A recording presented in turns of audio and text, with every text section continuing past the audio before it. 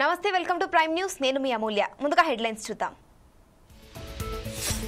IAS అధికారి అరవింద్ కుమార్ కు ACB నోటీసులు. ఫార్ములా ఈ కార్ రేసులో విచారణకు రావాలని పిలుపు.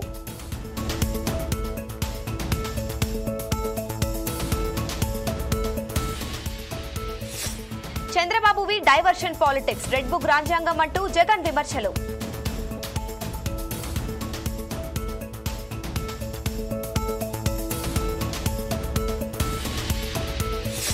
అధికారంలో ఉన్నా కష్టపడాల్సిందే, అహంకారం వద్దంటూ శ్రేణులకు లోకేష్ సూచన.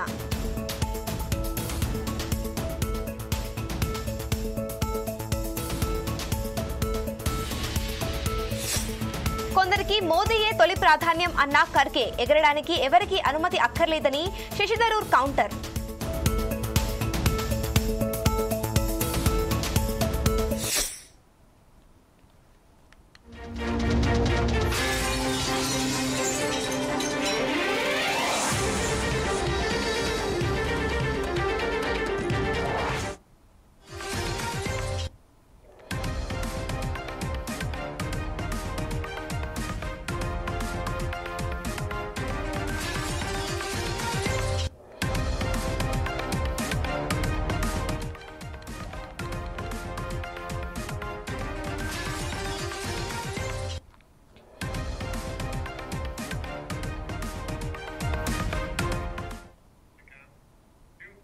ఫార్ములా ఈ కార్ రేస్ కేసులో ఏసీబీ దూకుడు పెంచింది. ఈ కేసులో ఏటుగా ఉన్న అప్పటి మున్సిపల్ అడ్మినిస్ట్రేషన్ శాఖ ముఖ్య కార్యదర్శి సీనియర్ ఐఏఎస్ అధికారి అరవింద్ కుమార్ కు ఏసీబీ నోటీసులు ఇచ్చింది. జూలై 1న విచారణకు రావాలని నోటీసులో పేర్కొంది.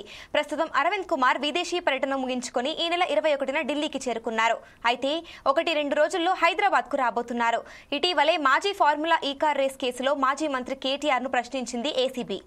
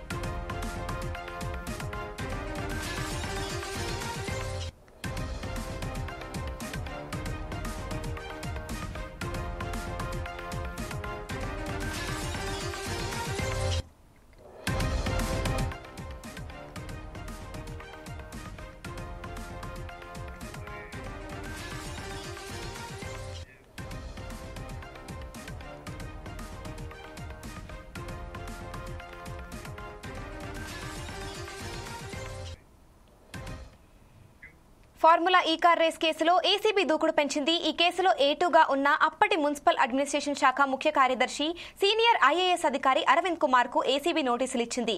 జూలై 1న విచారణకు రావాలని నోటీసులో పేర్కొంది. ప్రస్తుతం అరవింద్ కుమార్ విదేశీ పర్యటన ముగించుకుని ఈ నెల 21న ఢిల్లీకి చేరుకున్నారు. అయితే 1-2 రోజుల్లో హైదరాబాద్ కు రాబోతున్నారు. ఇటీవలే మాజీ ఫార్ములా ఈ కార్ రేస్ కేసులో మాజీ మంత్రి కేటీఆర్ ను ప్రశ్నించింది ఏసీబీ. ఇక ఇదే అంశంపై మరింత సమాచారం మా ప్రతినిధి లెనిన్ అందిస్తారు. చెప్పండి లెనిన్. ఫార్ములా ఈ కార్ రేస్ కేసులో ఏసీబీ అయితే దూకుడు పెంచింది. ఈ కేసులో ఏటుగా ఉన్న అప్పటి మున్సిపల్ అడ్మినిస్ట్రేషన్ శాఖ ముఖ్య కార్యదర్శి సీనియర్ ఐఏఎస్ అధికారి అరవింద్ కుమార్ ను అరవింద్ కుమార్ కు ఏసీబీ అయితే నోటీసులు ఇచ్చింది. ఏదైతే ఫార్ములా ఈ కేసుకు సంబంధించినటువంటి ఈ కార్ కేసుకు సంబంధించినటువంటి గతంలో మంత్రిగా ఉన్నటువంటి కేటీఆర్ ను కూడా నోటీసులు ఇచ్చి ప్రశ్నించినటువంటి పరిస్థితి మన నేపథ్యం మనం చూడవచ్చు. ఏదైతే దానికి సంబంధించినటువంటి భారీ ఎత్తున నిధుల తరలింపు పైన ఏసీబీ అయితే దూకుడు పెట్టి ప్రశ్నిస్తూ వస్తుంది. గతంలో కేటీఆర్ ను పలుమార్లు ప్రశ్నించిన అనంతరం అందులో ఉన్నటువంటి ముఖ్య కార్యదర్శి అయినటువంటి అరవింద్ కుమార్ ను కూడా ఏసీబీ అయితే నోటీసులు ఇచ్చింది. అయితే ఏం జరిగింది, ఎలా ఉంది అనే దానిపైన అయితే ఏసీబీ అయితే విచారణ చేయనుంది. అయితే ప్రస్తుతం అరవింద్ కుమార్ విదేశీ పర్యటనలో ఉన్నందున పర్యటన ముగించుకొని ఈ నెల 21న ఢిల్లీకి అయితే చేరుకున్నారు. అయితే 1-2 రోజుల్లో హైదరాబాద్ కి అయితే రాబోతున్నారు. ఇటీవలే ఫార్ములా ఈ కార్ రేస్ లో మాజీ మంత్రిని కూడా మనం అనేక క్వశ్చన్స్ అడిగి దాదాపు ఏదైతే ఏసీబీకి సంబంధించినటువంటి నోటీసులు జారీ చేసి కేటీఆర్ ను ప్రశ్నించిన అనంతరం దాంట్లో ఉన్నటువంటి ముఖ్య హెచ్ఎండిఏకి సంబంధించినటువంటి నిధులు ఎటు మరలించారు అనే అంశం పైన అయితే విచారణ జరుగుతుంది. అయితే మనం చూసుకున్నట్లయితే ప్రతిపక్షాలు కూడా తీవ్రమైన ఆరోపణలు అయితే వ్యక్తం చేస్తున్నాయి. గతంలో ఫార్ములా ఈ కార్ రేస్ అని చెప్పేసి భారీ అవినీతి జరిగిందని చెప్పేసి ఒక కాంగ్రెస్ వర్గాల నుంచి అయితే భారీ ఆరోపణలు వస్తున్నటువంటి నేపథ్యంలో అలానే ఫార్ములా ఈ కార్ రేస్ కు సంబంధించినటువంటి ఎందుకు ఇక్కడ నిర్వహించారు అని చెప్పేసి కూడా బీఆర్ఎస్ వర్గాల నుంచి కొంతమంది నాయకులు కూడా చెప్తున్నటువంటి పరిస్థితులు మనం చూడవచ్చు. అయితే దీన్ని అభివృద్ధి చేయడానికి హైదరాబాద్ ని ఒక ఉన్నత స్థానంలో ఉంచడానికి హైదరాబాద్ లో ఎలక్ట్రానిక్ వెహికల్ పైన అవగాహన పెంచడానికి ఫార్ములా ఈ కార్ రేసులు నిర్వహించాము అని చెప్పేసి ఇది ఒక ప్రపంచానికి చాటి చెప్పడానికి విదేశాలలో జరుగుతున్నటువంటి ఒక ఈవెంట్ కాబట్టి అది హైదరాబాద్ తీసుకురావడం హైదరాబాద్ ఒక ఖ్యాతిని పెంచడమే అని చెప్పేసి టీఆర్ఎస్ వర్గాలు చెప్తున్నాయి. అయితే కాంగ్రెస్ ప్రతిపక్షాల్లో ఉన్నటువంటి బీజేపీ అయినా కాంగ్రెస్ ఖచ్చితంగా దీంట్లో అవినీతి జరిగిందనే ఆరోపణలు. ఈ నేపథ్యంలోనే ఏసీబీ అయితే దూకుడు వేసి మరి దీంట్లో ఉన్నటువంటి సమాచారాన్ని అయితే తీసుకునే ప్రయత్నం చేస్తుంది. Amulya, thank you Lenin.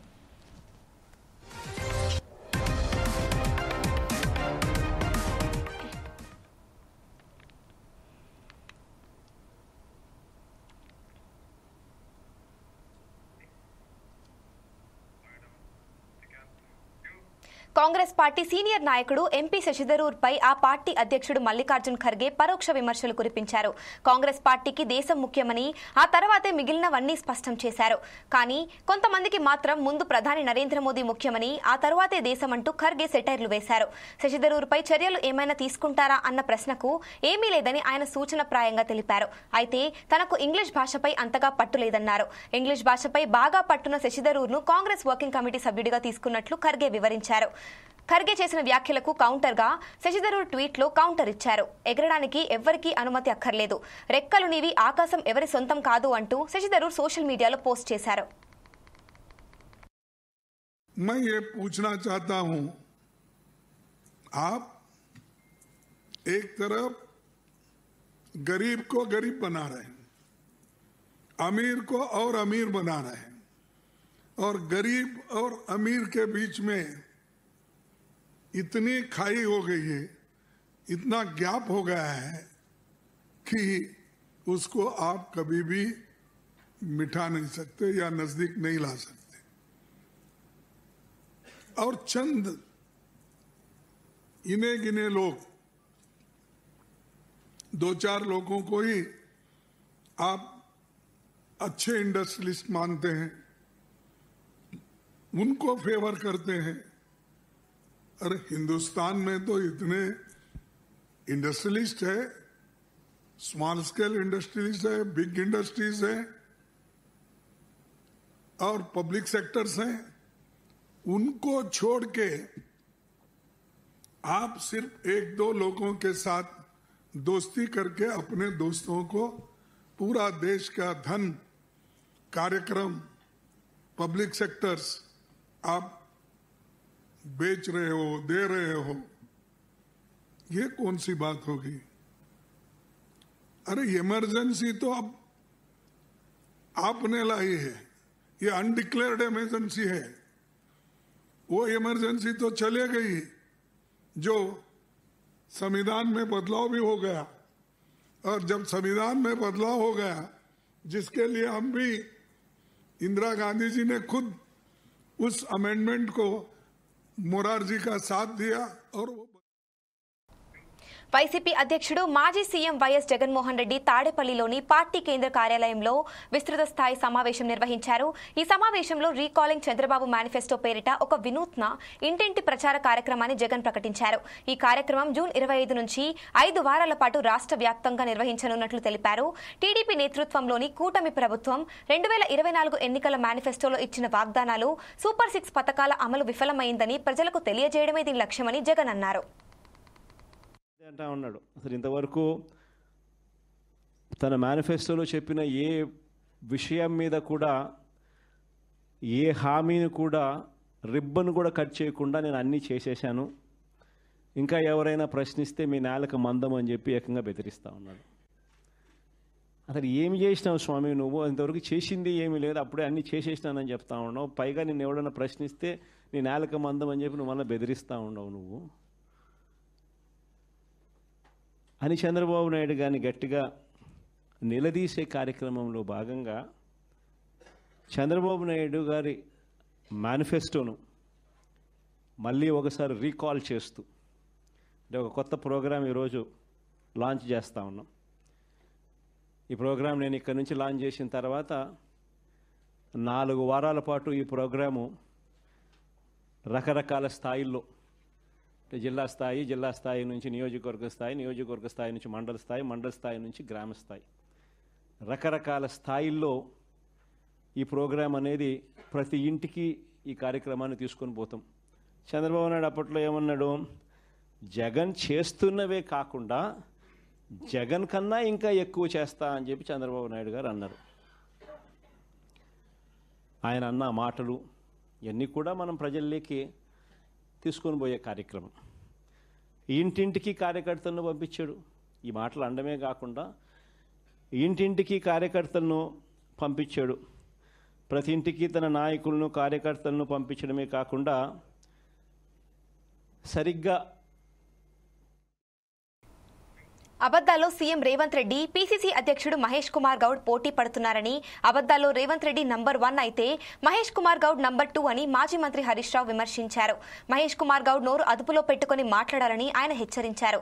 Banakacherla గురించి కాంగ్రెస్ పార్టీకి మాట్లాడే నైతిక హక్కు లేదన్నారు.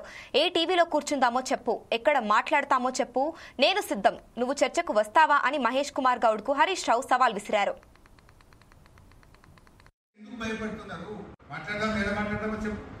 ఏ టీవీలో కూర్చుందామని చెప్పు, రెడీ మా పార్టీకి వస్తాం, మేము వస్తావా మిస్టర్ పిసిసి ప్రెసిడెంట్ రా. అసలు అసెంబ్లీ పెట్టే చేతగా పారిపోతుంది కాదు మీరు. వారం రోజులు పెట్టుకుని అసెంబ్లీ బంద్. నిజంగా అంత చేసిన వాళ్ళు అయితే అసెంబ్లీ పెట్టడానికి ఎందుకు భయపడుతున్నారు? పెట్టుంది ఒక 40 రోజులు అసెంబ్లీ మాట్లాడదాం పని. అసెంబ్లీ పెట్టమంటే 3 రోజులకే కథం అసెంబ్లీ. బడ్జెట్ సమావేశాలు వారంకే కథం. యాడ బట్టలిస్తారో బీఆర్ఎస్ వాళ్ళు, యాడ పరుగు పోతుందో సమాధానం చెప్పుకోలేక వారం రోజులకి అసెంబ్లీ వాయిదా వేసుకుని పారిపోయే మీరు ఇంకేదో పెద్ద అసెంబ్లీలో మాట్లాడదామా, ఈడ పెట్టుని రెడీ. మా బీఆర్ఎస్ కార్యకర్త చాలు మీకు సమాధానం చెప్పడానికి. BRS is always ready. మాట్లాడదాం, ఏదో మాట్లాడదామో చెప్పు, ఏ టీవీలో కూర్చుందామని చెప్పు, రెడీ మా పార్టీకి వస్తాం, మేము వస్తావా.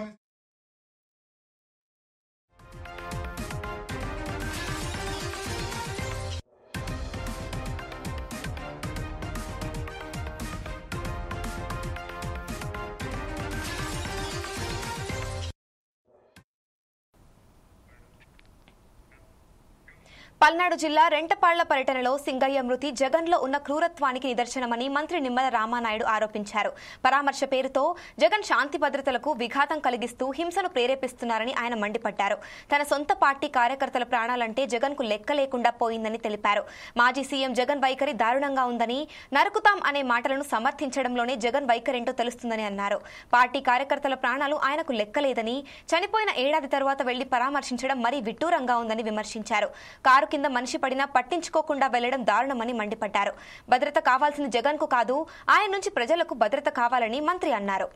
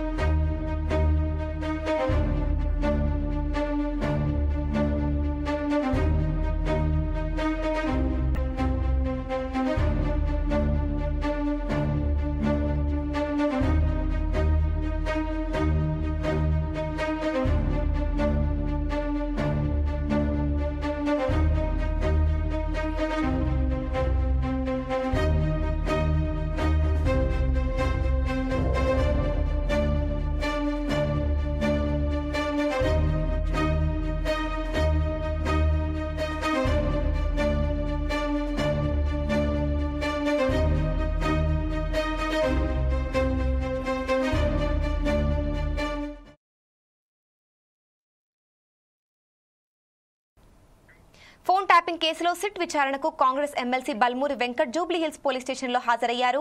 బల్మూరి వెంకట్ స్టేట్మెంట్ ని సిట్ అధికారులు రికార్డ్ చేశారు. ఫోన్ ట్యాపింగ్ విచారణలో భాగంగా సిట్ అధికారులు తనను విచారణకు పిలిచారని ఆయన తెలిపారు. గత బీఆర్ఎస్ ప్రభుత్వం రాజకీయం కోసం నీచానికి దిగిందని మండిపడ్డారు. కుటుంబ సభ్యులు ఫోన్లు కూడా వినడం దారుణమని ఫైర్ అయ్యారు. ఫోన్లు ట్యాపింగ్ చేసి సంభాషణలు విని తమను ఇబ్బందులకు గురి చేశారని ధ్వజమెత్తారు.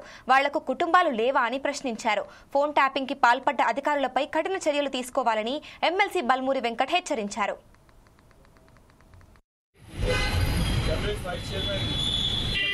అదేవిధంగా సిపిఆర్ సంబంధించి మా నెంబర్లు కూడా లాక్ చేయడం జరిగింది. దానికి సంబంధించిన డీటెయిల్స్ ఇన్వెస్టిగేషన్లో భాగంగా దానికి సంబంధించి ఆధారాల గురించి ఇన్వెస్టిగేషన్లో మాట్లాడి ఇవ్వడం జరిగింది.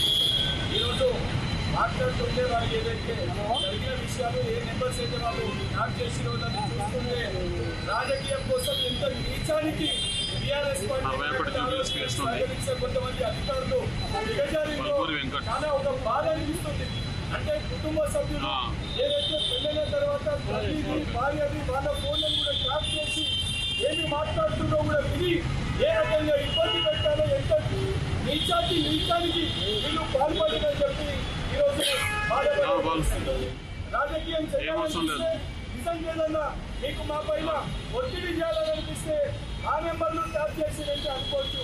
ఈరోజు మా వైస్ చైర్మన్ గారు అదేవిధంగా వారి యొక్క హాబీ ఫోన్ ట్యాప్ చేసి ఏమి మాట్లాడుతుంది ఏమి సంభాషణ జరిగిందని చెప్పి ఇన్ని ఇబ్బంది పెట్టి బ్లాక్మెయిల్ చేసి అధికారంలో ఉండాలని ఒక దురుద్దేశంతో పాల్పడిందంటే ఈరోజు వాళ్ళ పైన కఠినమైన చర్యలు తీసుకుంటే ఒక ముఖ్యమంత్రి గారు అదేవిధంగా ప్రభుత్వము వారిపైన కఠినమైన చర్యలు తీసుకొని ఇటువంటి యొక్క చర్యలకి పాల్పడ్డ అధికారుల పైన ఏదైతే కఠినమైన చర్యలు ఉండాలని చెప్పి గౌరవ ముఖ్యమంత్రి గారిని కూడా కోరడం జరుగుతుంది. వైస్ చైర్మన్ గారికి అదేవిధంగా సిపిఆర్ సంబంధించి మా నెంబర్లు కూడా లాక్ చేయడం జరిగింది. దానికి సంబంధించిన డీటెయిల్స్ ఇన్వెస్టిగేషన్లో భాగంగా దానికి సంబంధించి ఆధారాల గురించి ఇన్వెస్టిగేషన్లో మాట్లాడి ఇవ్వడం జరిగింది. ఈరోజు మాట్లాడుతుంటే వాళ్ళు ఏదైతే జరిగిన విషయాలు ఏ నెంబర్స్ అయితే వాళ్ళు లాక్ చేసి రోజులని చూస్తుంటే రాజకీయం కోసం ఎంత నీచానికి టీఆర్ఎస్ కొంతమంది అధికారులు తెలంగాణలో అత్యంత అంగరంగ వైభవంగా హైదరాబాద్ జిల్లా జీహెచ్ఎంసీ పరిధిలో గల దేవాలయాల్లో నిర్వహించే బోనాల ఉత్సవాలకు రాష్ట్ర ప్రభుత్వం మంజూరు చేసిన 20 కోట్ల రూపాయలను 2783 దేవాలయాలకు వివిధ కార్యక్రమాలకు నిర్వహణకై చెక్కుల రూపంలో నిధులు జారీ చేయడం జరిగిందని బీసీ సంక్షేమ శాఖ మంత్రి పొన్నం ప్రభాకర్ ఒక ప్రకటనలో తెలిపారు. బోనాల ఉత్సవాలకు రాష్ట్ర ప్రభుత్వం 20 కోట్లు అందించిన సందర్భంగా రాష్ట్ర ముఖ్యమంత్రి గారికి మంత్రి పొన్నం ప్రభాకర్ ప్రత్యేక ధన్యవాదాలు తెలిపారు. ఆషాఢ మాసంలో ముందుగా నగరంలో గోల్కొండ బోనాలు జూన్ 20న, జూలై 1-2 తేదీల్లో బల్కంపేట్ ఎల్లమ్మ బోనాలు, జూలై 13-14 తేదీలో శ్రీ ఉజ్జయిన్ మహంకాళి దేవస్థానం నందు, జూలై 20న లాల్ దర్వాజా బోనాలు, అలాగే జూలై 23న చార్మినార్ భాగ్యలక్ష్మి బోనాలు, అలాగే మిగిలిన దేవాలయాలు కూడా బోనాల ఉత్సవాలు వైభవంగా జరుగుతాయని మంత్రి పేర్కొన్నారు.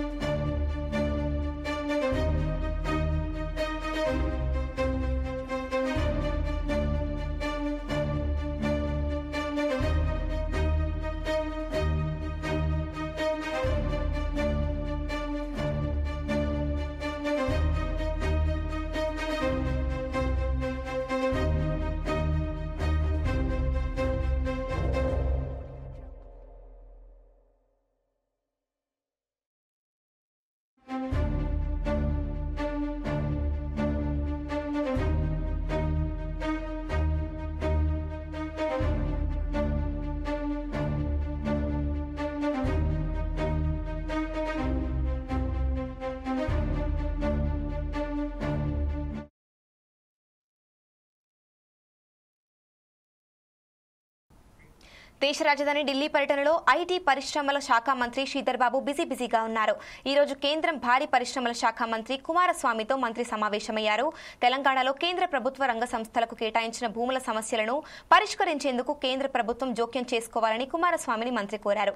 1960లో ఉమ్మడి ఆంధ్రప్రదేశ్ ప్రభుత్వం పారిశ్రామికాభివృద్ధి, ఉపాధి అవకాశాల కల్పన కోసం హైదరాబాద్ చుట్టుపక్కల విలువైన భూములను భారీ ఎత్తున రాయితీ ధరలకు కేంద్ర ప్రభుత్వం రంగ సంస్థలకు కేటాయించిందన్నారు.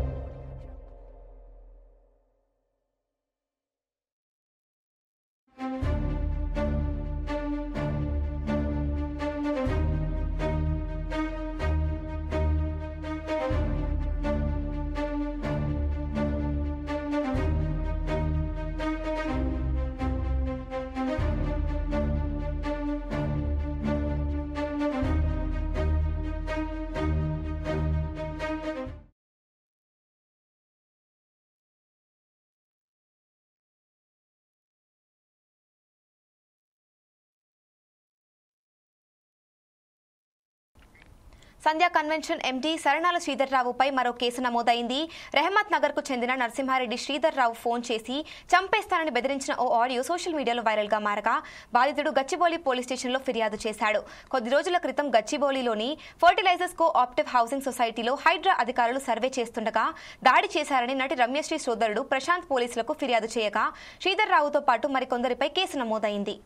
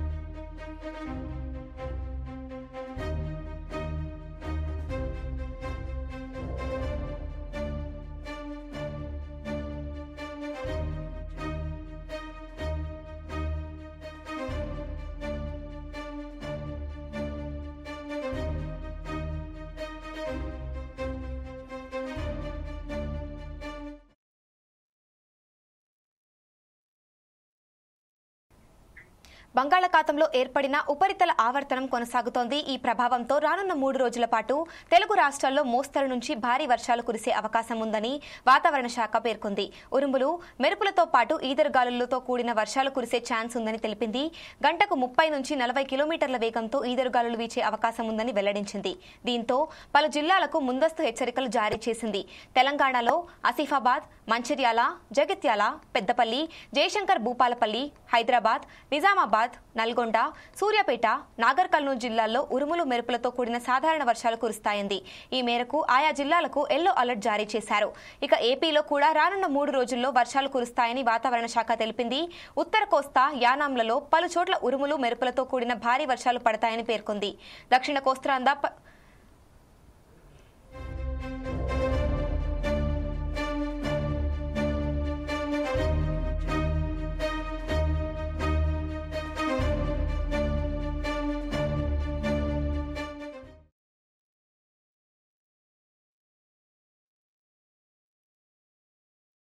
దక్షిణ కోస్తాంధ్ర పలు ప్రాంతాల్లో తేలికపాటి నుంచి మోస్తరు వర్షాలు కురిసే అవకాశం ఉందని తెలిపింది.